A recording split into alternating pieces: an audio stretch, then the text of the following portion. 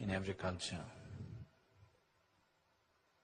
Anything beyond the normal perception of life, anything beyond the normal day-to-day happenings means it's an opportunity to ask and receive things which are not normally available to people. The Santa Claus of the West, who is bag full of gifts, or the traditional 3 boons of India. Whenever God appears, he offers you 3 boons. You can ask him what you want.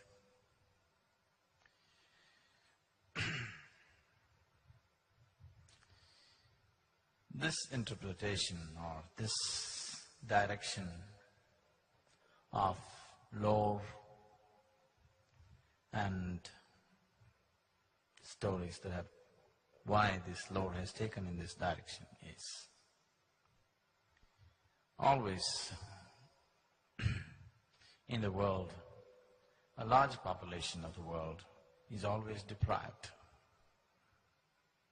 Always it's been so. A large population in the world is always deprived of many things that they would aspire to have. Or I would say almost everybody is deprived of what they want to have. If they have this, they don't have that. If they have that, they don't have this. So, almost everyone is deprived of something or the other. So if a new possibility arises, the first thing is to ask. And if anybody is of any worth, he's supposed to give. I know there are various people, there are various prayers and lamentations of the so-called devotees where they are swearing by the God and saying, if you cannot even give this, what kind of a God are you? If you cannot even do this, what kind of a guru are you? Where is your compassion?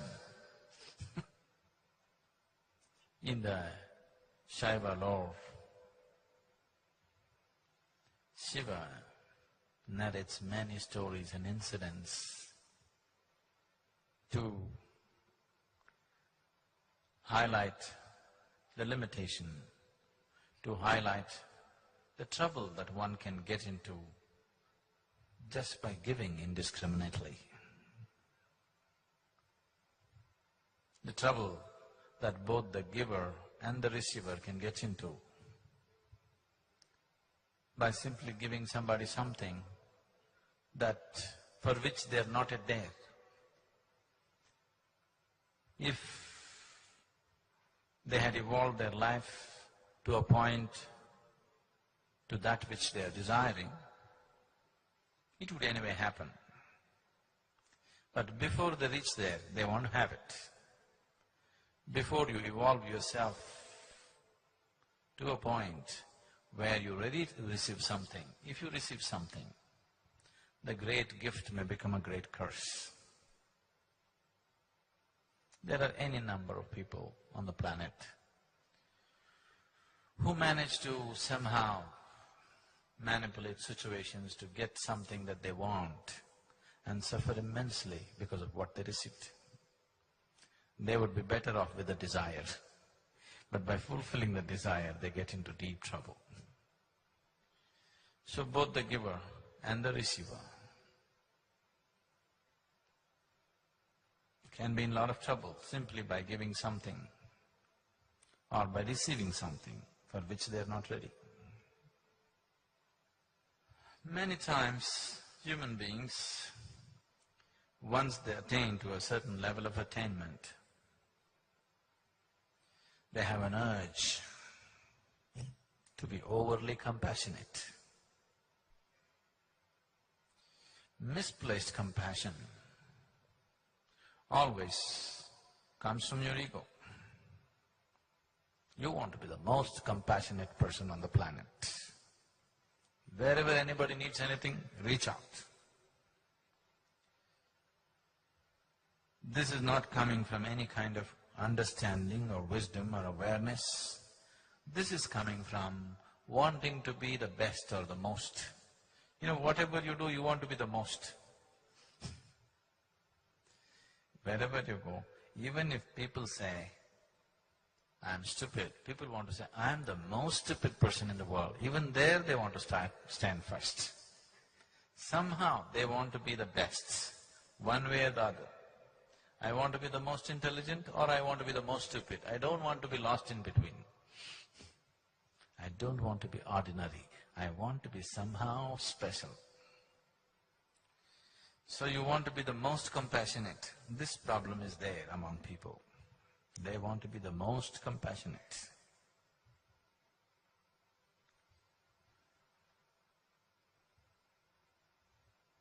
True compassion is not about giving or taking. True compassion is just doing what's needed. You have no preferences of your own. Simply doing what's needed is compassion. You revving yourself up into a huge amount of emotion and reaching out to somebody is not compassion. This is just self-satisfaction, devious ways to fulfill yourself. Compassion is possible. Genuine compassion is possible. When there is nothing to fulfill in you, you're just doing what's needed. But always, if you get into a deep emotion and do something, you think that was a very compassionate moment. No, you are seeking self-fulfillment. I'm not saying anything right or wrong, it is still coming from a certain inadequacy. So one overly compassionate sage who was indiscriminately disposing of people's needs because of his austerities, he had attained to a certain capability and he was giving it away. So one day Shiva called him and tried to advise him. He said, this is not good. The way you are dispensing gifts and boons to other people, this will not bring well-being to you or to the people whom you give. It may bring you much trouble, it may bring him much trouble, or both of you much trouble. So, stop giving these boons.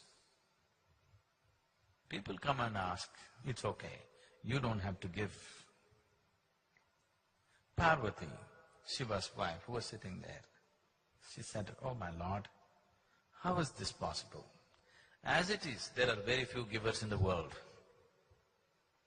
As it is, there are very few people who are willing to give anything in the world. And the few men who are giving, you are trying to restrain them also. What is the point? At least a few men who are willing to give, let them give. You must explain this to me. This is not fair. There are very few givers. That also you want to discount and make it much smaller?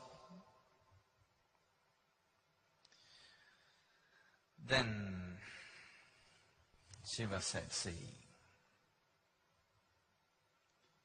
this is not about depriving people of something. This is not about depriving the world of receiving something. Nor is it an effort to deprive the person to have the pleasure of giving something. It is just that instead of helping people to evolve where they will naturally receive the bounty of life, an unevolved person, if you give something, you will only overburden him. You will only destroy his life. You, if you're concerned about somebody's ultimate well-being, you must put him through the painstaking process of evolving him to a higher possibility where he will receive higher dimensions of life, where receiving just happens to him because he deserves it. If you gift a ton of gold to an ant, it will only crush the ant. It will not make the ant rich, it will only crush the ant. So what you give, how you give is very important. You don't just give because somebody is asking. Let me tell you a story. Once there was a very sweet sage. Sweet one, not like me.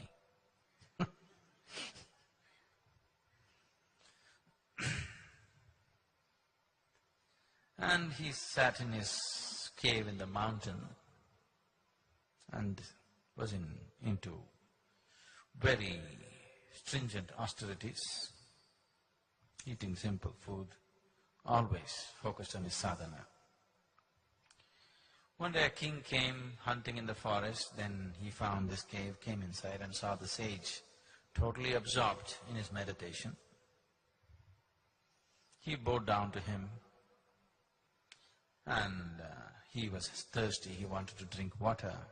He looked around, there he found a real mean-looking vessel, all, a real mean-looking vessel. We don't have such a thing in ashram. We dispose of the mean-looking ones, whether they're vessels or people or whatever.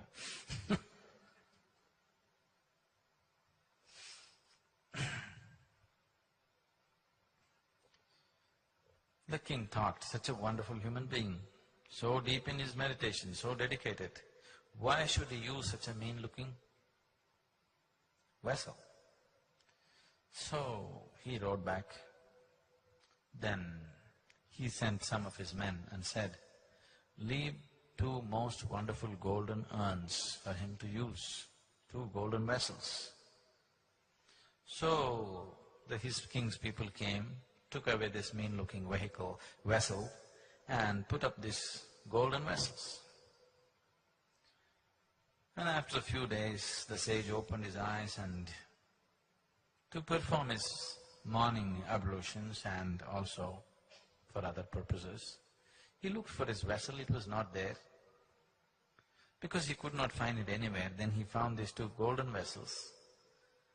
It was not very convenient, they were too elaborate, ornate and heavy, but he decided to use it because there was nothing else. Life went on for a few days.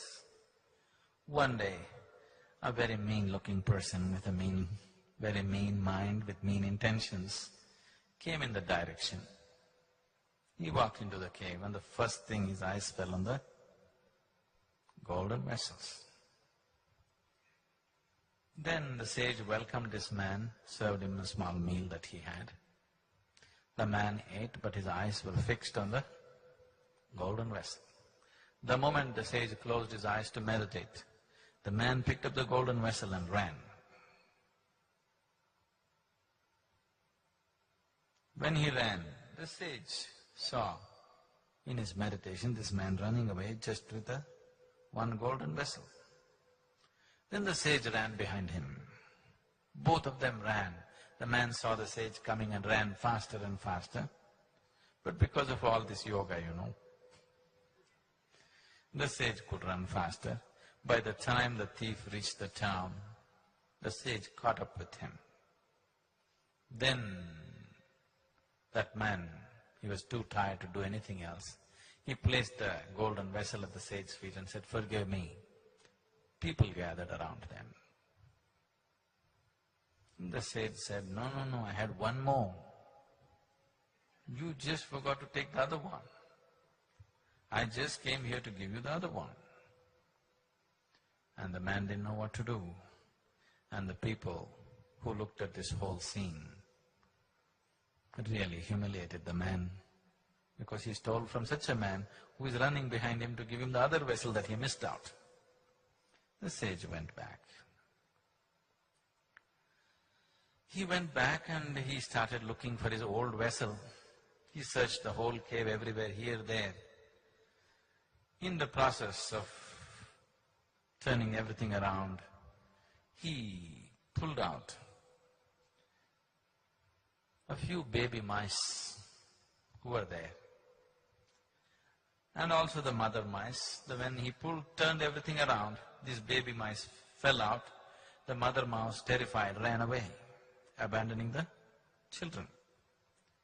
So the sage ended up with 5 little mice. The mother was terrified, never came back. So he started feeding these baby mice with little grain that he had, and they were slowly putting on weight. One day, a cat walked in and mopped up 4 of them. The 5th one, the willy one, went and hid in a corner and escaped. But 4 of them, the cat mopped it up. Then this one mice, he was feeding it and making it grow. Then one day the cat came. He chased away the cat. The mouse was so terrified. So the sage, out of his compassion, thought, how long can I protect this mouse? Every time the cat comes, I'll have to open my eyes, I have to come out of my meditation. This won't work. Out of his siddhi, out of his capabilities, out of his sadhana that he has done, he decided to turn this mouse into a fierce cat. So the mouse became a cat. So the other cat stopped coming because here there is a fierce cat. After some time, a wild dog came looking for the cat. Then he chased away the wild dog, but the wild dog hung around, waiting for an opportunity to get the cat. Then he thought this doesn't work, and again he used his powers, turned the cat into a dog. Then the dog was fine for some time, and the dog likes to roam around. One day he came running into the cave with a tail in between his legs. When the sage saw a panther was chasing the dog, he stopped the panther, chased away the panther. Then he sat there and thought, this is getting too troublesome. Every time I close my eyes, either I have to protect a mouse or a cat or a dog or something. So he decided the best thing is to turn this into a lion. He'll be the king of the jungle. Then I can turn him loose in the forest, he will be safe. I will have no problems. So he turned this dog into a big lion. Now the lion roamed about the forest. When he walked, every other animal ran away seeing the lion.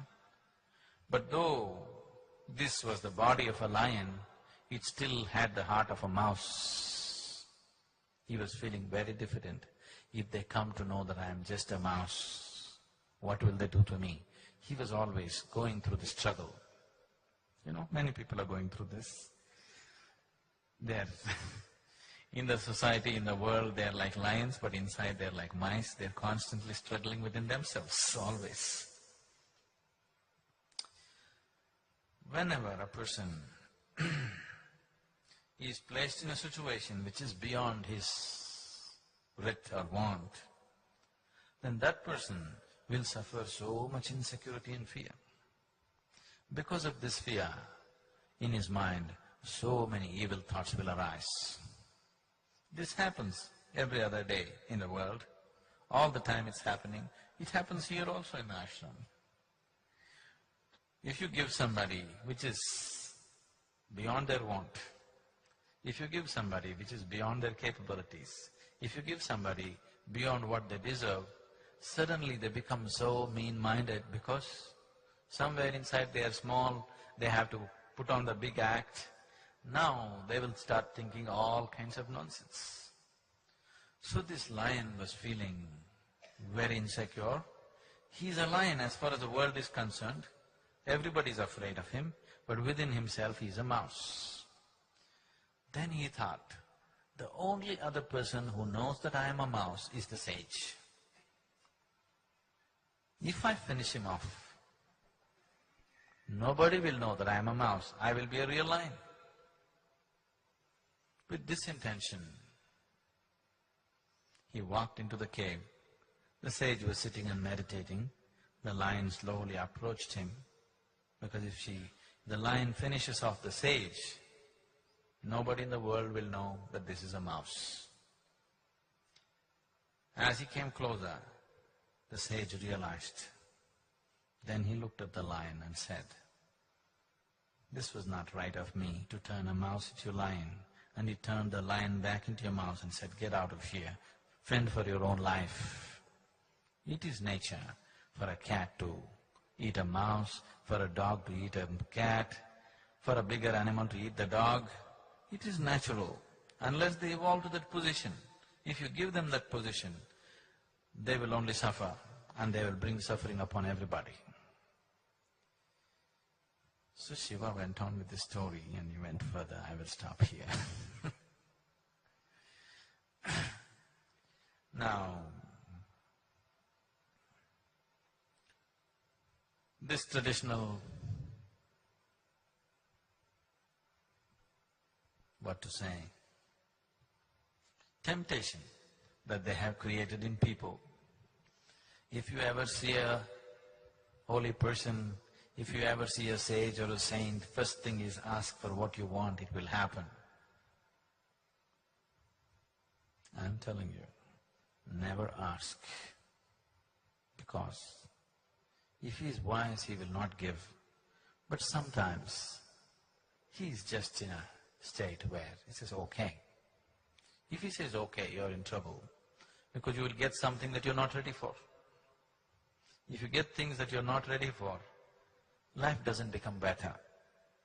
Life only becomes turmoil in so many ways.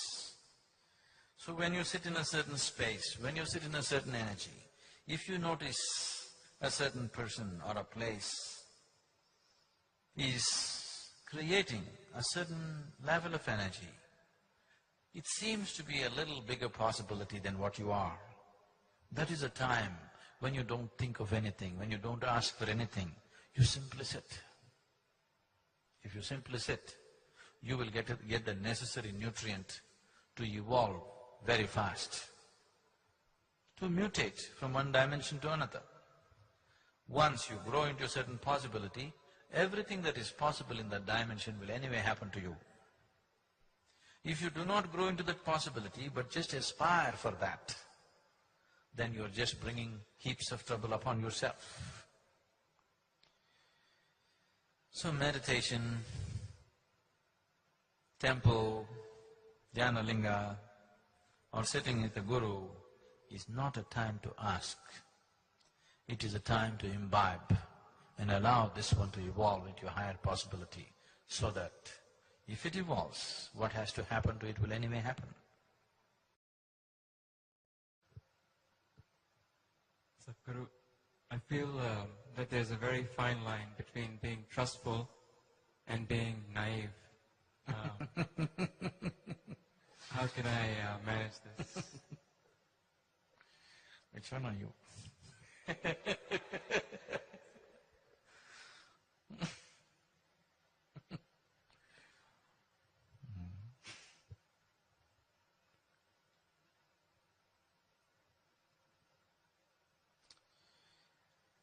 Right now,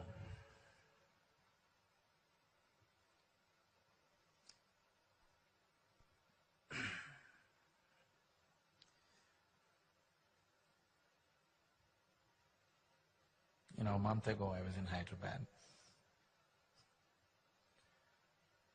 After I spoke in one of the meetings, the local newspaper next day reported, Sadhguru denies God.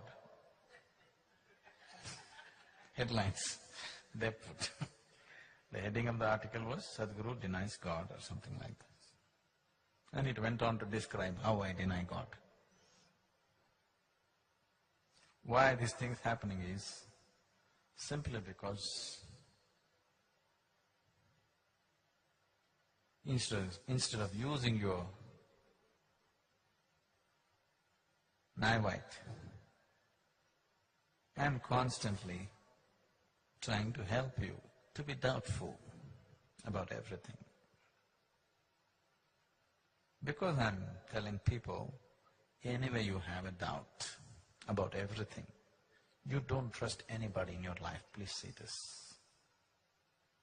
You don't really trust anybody in your life. Even people with whom you have lived for 10 years, 20 years, if they do one act that you cannot understand, immediately all kinds of suspicion will arise about them, isn't it? Yes or no? If they do just one thing that you cannot understand, any number of suspicions will come in your mind. A guru is always a suspect.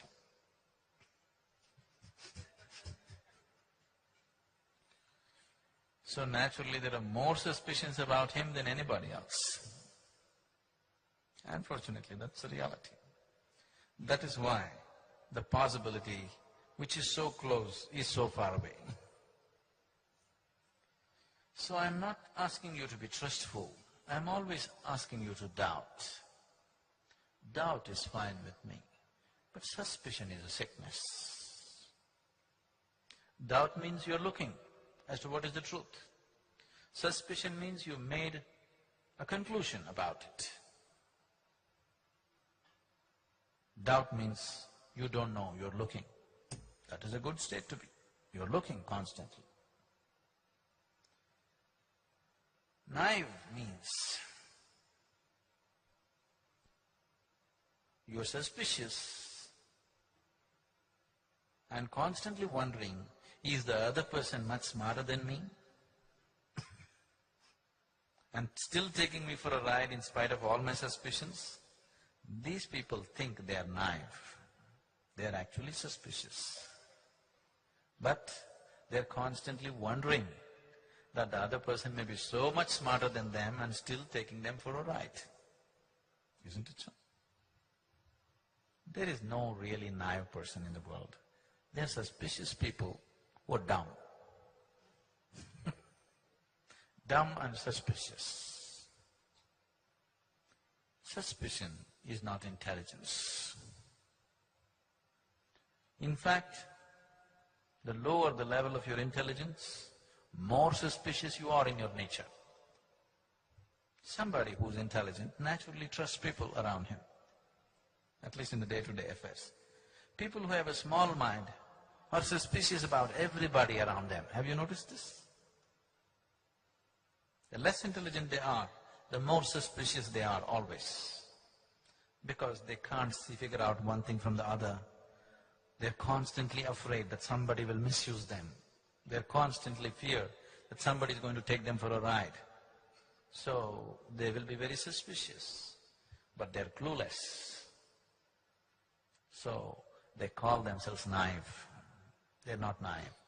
They're suspicious, but with the brains of a caterpillar. Now, the question is, how do I know whether I'm being taken for a ride or not? Let's come directly to it. Isn't it? That's a question, isn't it? Let me tell you, you are being taken for a ride. Because you are still not yet in that stage where I can either expose or impose or even tell you what it is about. It is like, I don't know if you've seen, but you come from an Asian family, you might have seen. In India especially, mothers have a whole technology as to how to stuff the child with more food than he would normally eat. You know? You know this technology? Now, they will take so much rice and whatever in the plate. The child says, no, this is too much, I'm not going to eat that. So, okay, you eat one half of it. This half, as the child begins to eat, they'll mix everything together again. Let's say the child has eaten half of this half. Then they'll mix this thing together and then again make it, child says, no, it's too much. So again make it half. Okay, only half I'll give you. Again make it half. Like this they will go on doing. And in the end, showing Kakama, Goama, Chandamama, this one, that one, you know, all kinds of distractions. And unknowingly the child will eat up the whole plate full of rice. Definitely the mother is taking the child for a ride, isn't it? Yes? Similarly, the Guru is also constantly taking his disciples or devotees for a ride. Because if you really tell them what they're supposed to swallow, they will just say, this is impossible, and they will run away. So, because you like everything in installments,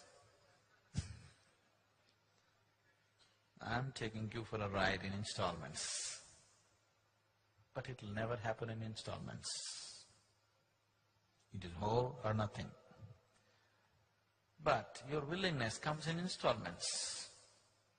Do you see, the first day you arrived at the introductory, what level of willingness you were, and today what level of willingness you are? Slowly we have taken you for a ride, isn't it? Making you little more willing, little more willing, little more willing. The way I'm talking to you today, if I had spoken to you on that day, you would have left, never to see my face again. Isn't it so? So we are taking you for a ride.